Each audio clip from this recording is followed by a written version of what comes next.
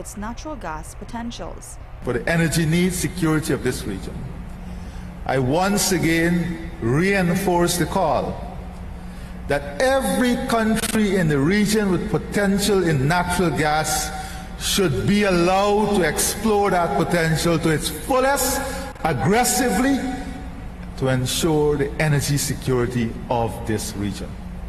Here in Trinidad and Tobago, that opportunity exists, and that opportunity should be allowed to blossom for the benefit of the people of this region and the globe. He argued that this does not mean countries in the region are opposed to pursuing renewable energy, but rather they are limited by funding.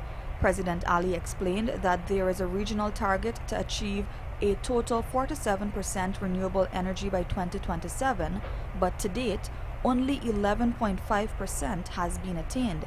President Ali also pointed out that the only known available financing to achieve this target is with the Caribbean Development Bank, which has a loan portfolio of US $1.4 billion. But according to President Ali, a minimum of US $11 billion is needed to achieve just the fundamentals of the target. So we can safely say that in this region, fossil fuel and natural gas has a long future ahead of us.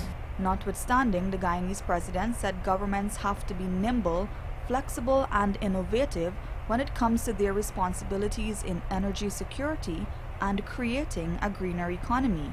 He used as an example Guyana's move to sell its carbon credits, referencing the recent deal with Hess Corporation, within which a minimum of US $750 million up to 2030 will be paid to Guyana. This money, among other things, will be used to achieve the objectives set out in the country's low-carbon development strategy 2030.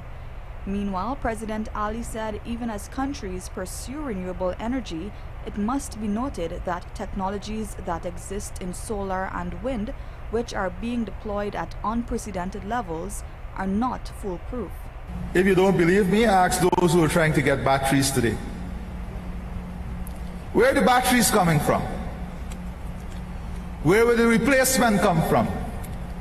What are the natural sources of the battery? And what is the viability of those sources? Where is the assessment of that? Who is doing the assessment? These are questions we have to answer.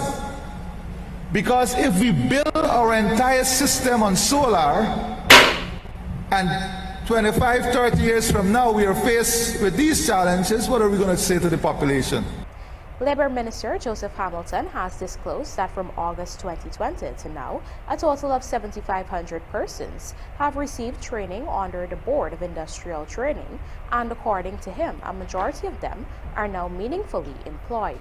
Here is Gerald Bryan with the details. Opening the floor for the government during this year's budget debates was Labour Minister Joseph Hamilton, who outlined this ministry's successes in a number of areas, including training of Guyanese. He revealed that today, 75% of 7,500 persons trained by the Board of Industrial Training, BIT, are now meaningfully employed.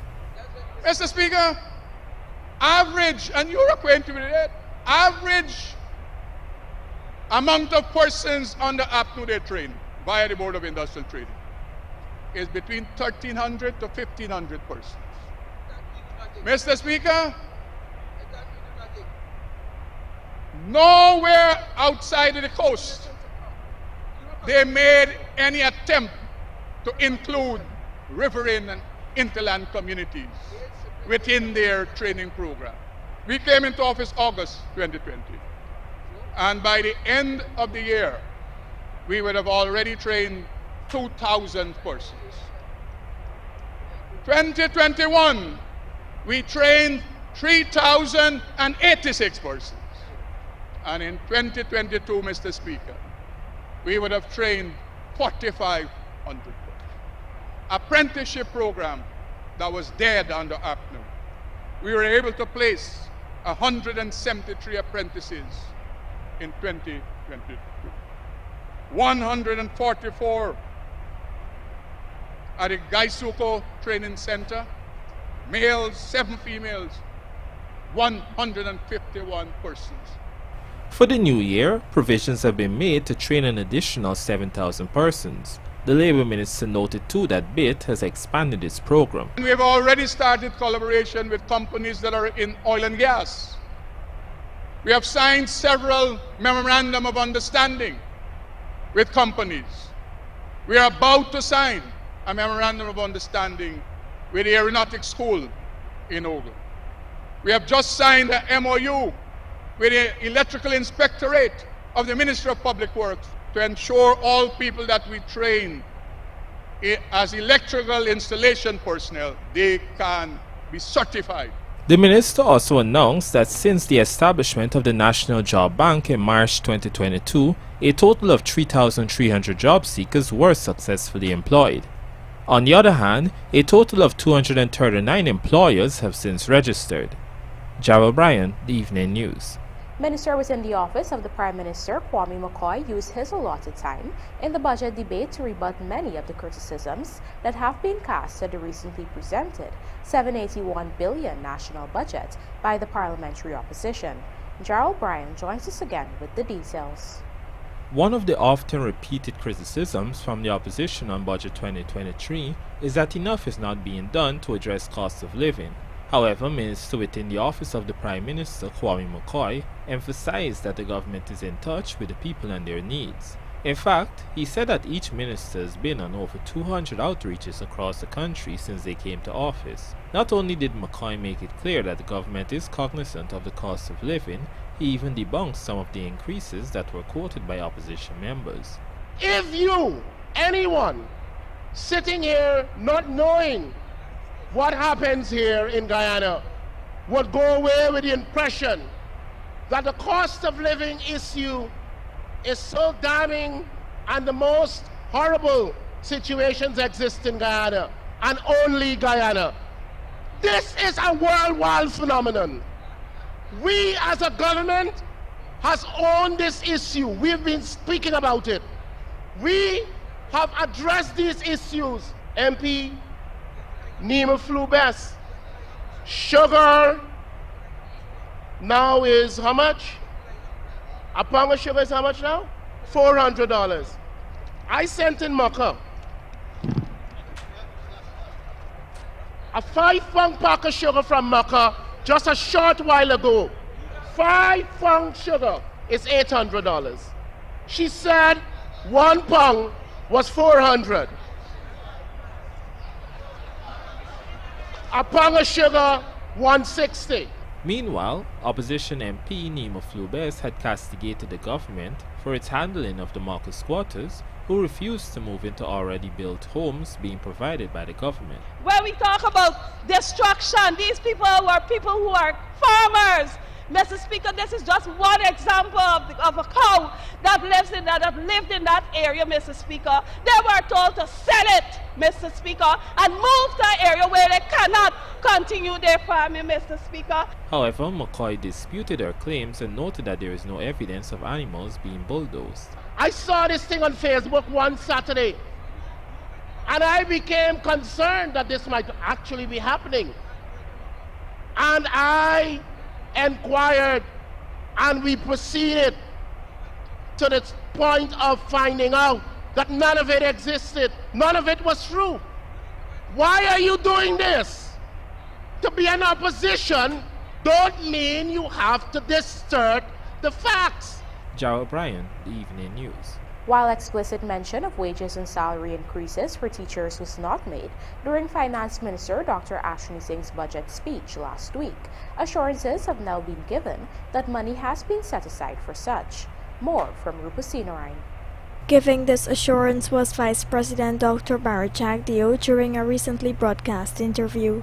He responded to some of the criticisms of the Partnership for National Unity, including the ones regarding salary increases for teachers. APNU put $94 billion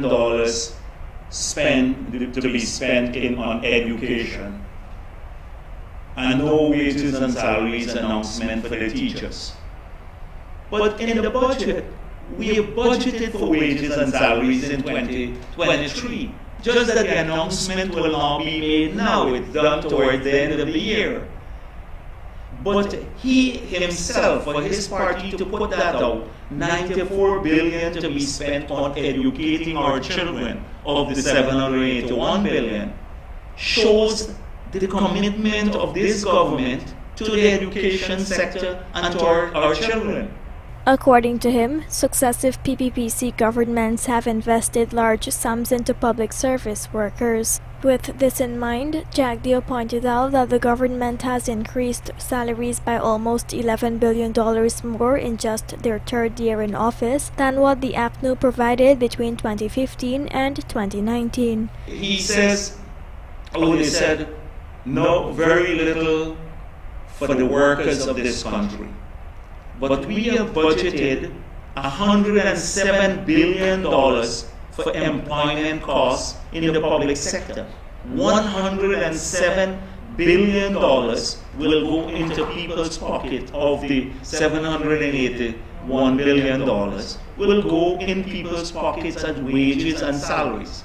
And you know the funny thing is that if you compare 2014, when the last year the PPP was in office, to 2019, the last year they produced a budget. So they had 5 years, 2015, 2016, 2017, 2018, 2019. Five budgets. That the employment costs, that is wages and salaries to public servants, grew by $27 billion. Last year, November, the government announced an 8% salary increase for all public servants, retroactive to January 1st, 2022. Coming up, some $40 million recovered by Labor Ministry for aggrieved employees, and iShelton to get internet access to facilitate Gold Scholarship beneficiaries. Do stay with us. More news ahead.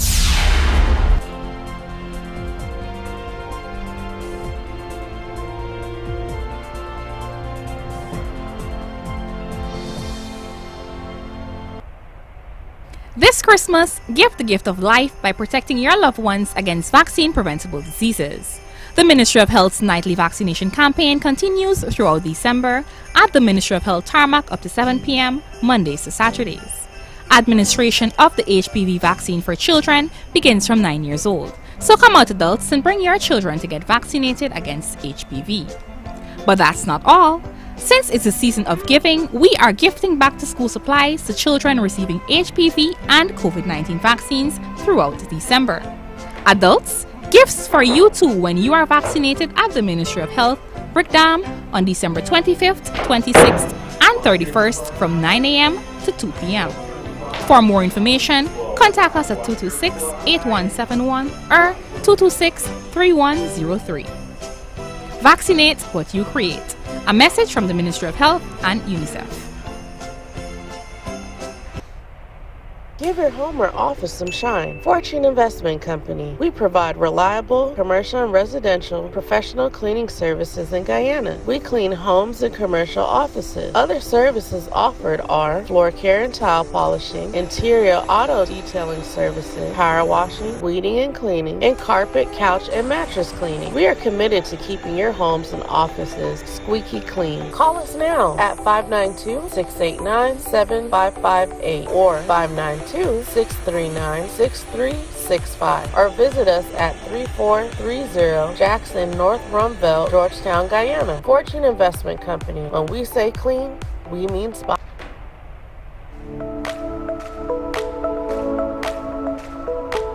Optic offers great patient care that is tailored for my entire family. At Optic, a wide selection of affordable optical frames and optical services are available to fit your budget. At Optic, my family is provided with comprehensive eye examination and access to their ophthalmology services, all under one roof.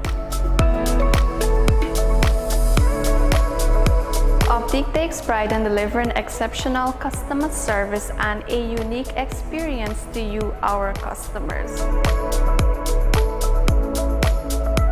Optic Vision Care is a company that is Guyanese born and grown that will help you take care of your precious eyes.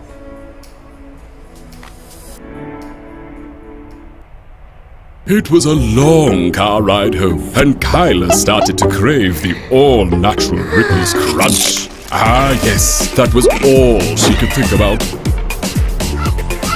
She thought she was dreaming, but it seemed so real. Daydream or not, the craving still hit, and she couldn't wait to rip into it. Sunshine Snacks Ripples Chips. Rip into 100% real potato goodness. Sunshine Snacks Ripples. Rip into real potato.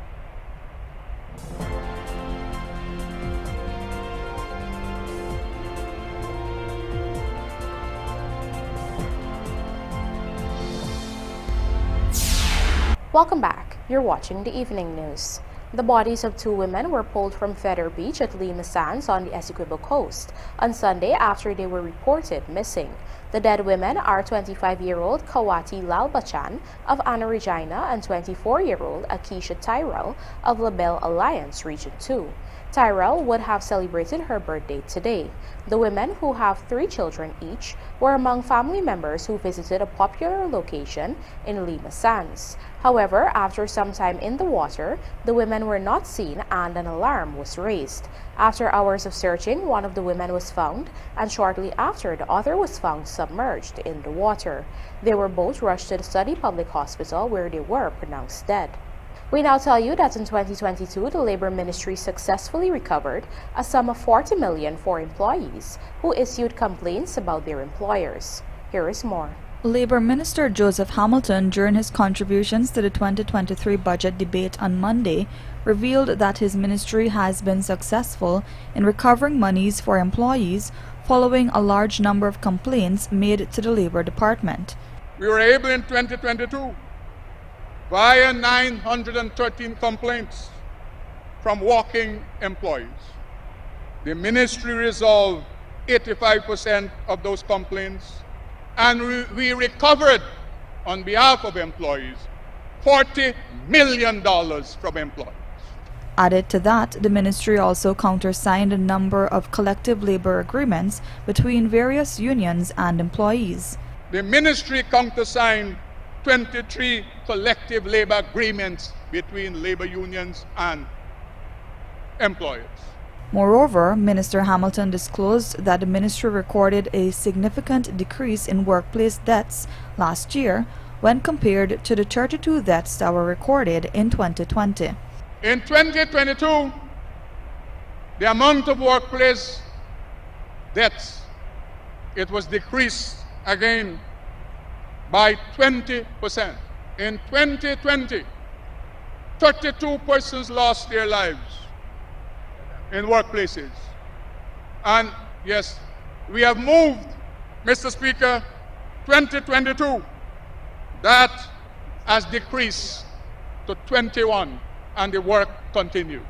A security firm which has some prominence in Region 6 is being accused of not paying workers' deducted contributions to the National Insurance Scheme. One of those workers, who has since resigned from the company, spoke with the Evening News' Andrew Carmichael on this and other issues security guards have with the firm, Sentinel Security Inc. Security guards attached to Sentinel Inc., the New Amsterdam branch that is, they're alleging that the wages and salaries continually is paid over to them lately. They say no reason is being given as to why these salaries are late. They are also alleging that their NIS contributions are deducted from their wages and salaries but not paid over to the National Insurance Scheme. When we approached the office here in New Amsterdam Environment Serving, we were told that we need to contact the office in Georgetown.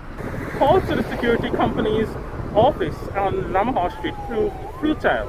In fact, a personal visit to the office was not much different. We met with a security guard who was way past the age of retirement.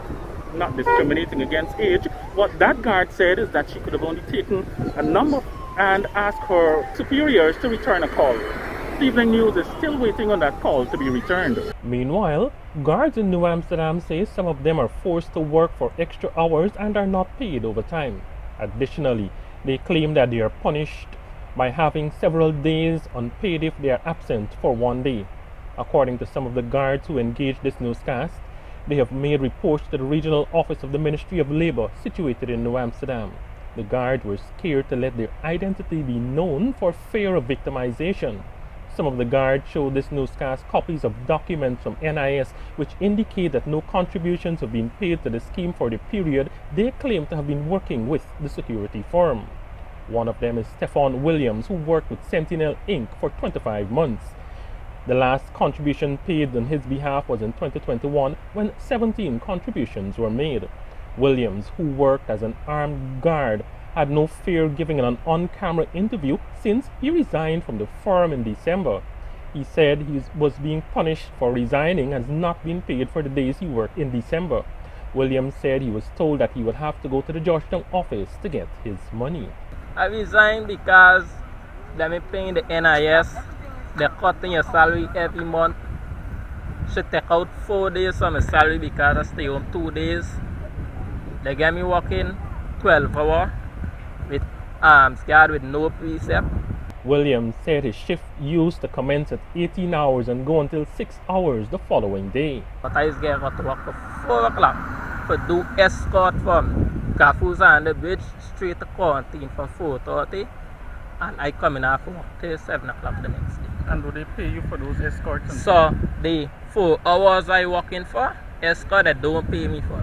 This is not the first time that these workers have made these allegations, and despite claims by Labour Minister Joseph Hamilton that he will ensure that security firms pay their workers in a timely manner and they're treated fairly, workers at Sentinel Inc. say that the situation continues. They're also saying that nothing has changed and that the NIS contributions continually is deducted from their wages and salaries, but it is not paid over to the National Insurance Scheme. From outside of Sentinel Inc. in New Amsterdam, for the Evening News, Andrew Carmichael. Efforts by the Guyana government to improve the quality of service offered by the National Insurance Scheme to contributors and pensioners have proven to be fruitful after the agency disposed of nearly half of its backlog in some 2 years. Find out more in this report. During his presentation of the 2023 national budget last week, Senior Minister with responsibility for finance, Dr. Ashni Singh, commended the National Insurance Scheme for the large reduction in pending claims since the PPPC returned to office in August 2020. Dr. Singh revealed that as of August 2020, the backlog of claims outstanding and on query was 20,106.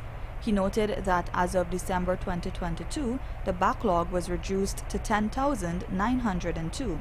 Further, he said of the 1,362,734 suspended and invalid numbers existing in the database, the scheme was able to resolve 1,103,835 during 2022. The NIS also operationalized the connection for electronic transfers into the national payment system in October 2020, which resulted in 750 pensioners being paid directly into their bank accounts. This strategy is expected to be expanded to all commercial banks this year. Additionally, NIS will expand its services to WhatsApp to reduce visits to the office. The Finance Minister further disclosed that compliance campaigns and expanded outreaches will continue to be an active strategy to ensure that both employers and workers are educated of their benefits from joining the scheme. This is especially critical given that the financial viability of the scheme has over the years depended primarily on the contributors' payments. Notwithstanding, Minister Singh further posited that medium and long-term solutions, most importantly, continued to be actively examined with a view of ensuring the long-term viability of the NIS. Residents of Aishalton in Region 9 will soon receive internet access to upskill themselves and bridge the digital divide between the coastal and hinterland regions.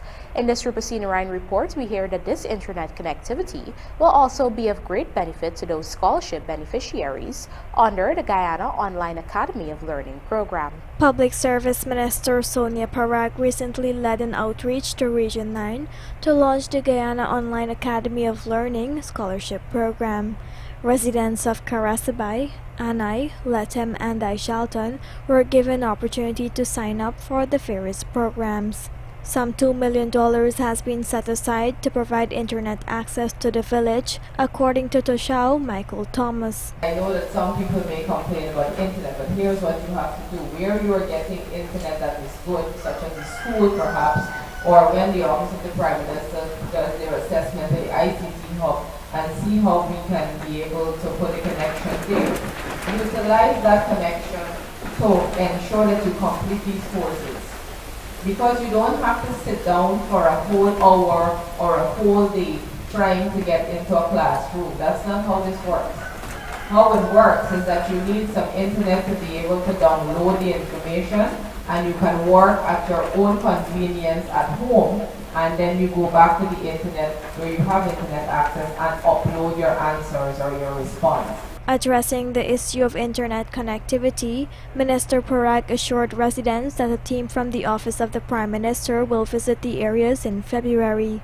Meanwhile, she urged persons within the areas to take up these opportunities and upskill themselves. We want to be able to bring it to you so that you would be able to earn a skill, or you can have an academic qualification such as a degree or a master's if you're a teacher, or some other worker, healthcare worker. And so there is really no excuse not to take this opportunity. Government is fulfilling its mandate of delivering 20,000 online scholarships in 5 years. This year, a budgetary allocation of $1.8 billion was set aside for the continuation of these efforts. Rupa Sinarayan, The Evening News. And now for a look at the bridge reports. The Demerara Harbour Bridge will be closed on Tuesday, January 24th at 4:15 hours for 1.5 hours. Meanwhile, the Berbice River Bridge is scheduled to be closed on Tuesday, January 24th at 6:10 hours, also for a period of 1.5 hours. Ramdani dominates for King's University, and Friendship Swan clinch big wins in Tiger Rentals tourney. Details of these stories in the Sportcast, sponsored by Maccorp, coming up on the other side of the break.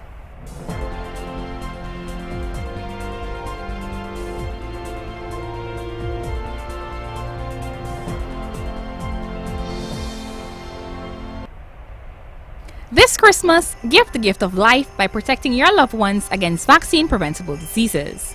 The Ministry of Health's nightly vaccination campaign continues throughout December at the Ministry of Health tarmac up to 7 p.m. Mondays to Saturdays.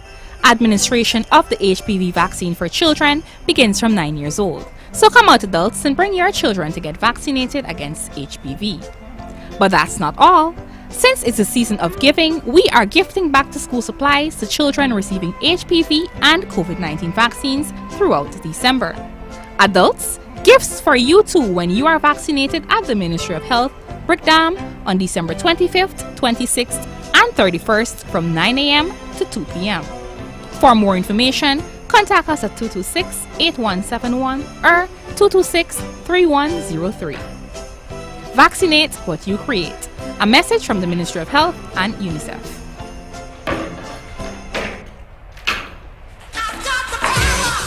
Complete control of power is in your hands with the ultimate U.S. brand Generac generators from Sylvie's Variety Store.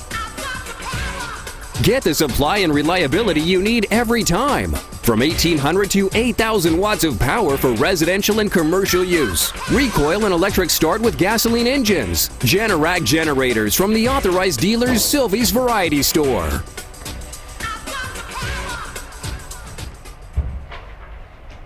Looking to bring your dream home to reality? Or simply taking on a home improvement project? Then National Hardware Limited is where you should start. Let us put that touch to your home.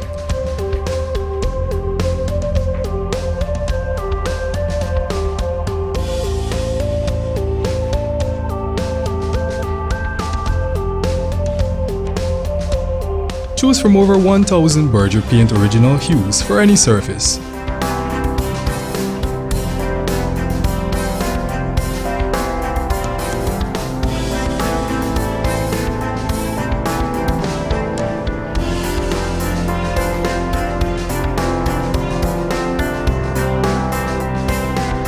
We are known for our trusted brands such as Westinghouse, Philips, Sadco, Rubbermaid, Pyrex, Gibson Home, and so much more. National Hardware Limited, your do-it-best store. Located in downtown Georgetown and industrial site Rhymeville. Did you know that when you leave your property unoccupied and unmanaged, it deteriorates much faster than you can imagine? Then before you know it, much of your hard-earned investment is wasted. At Hand in Hand Trust Corporation, property management is our business.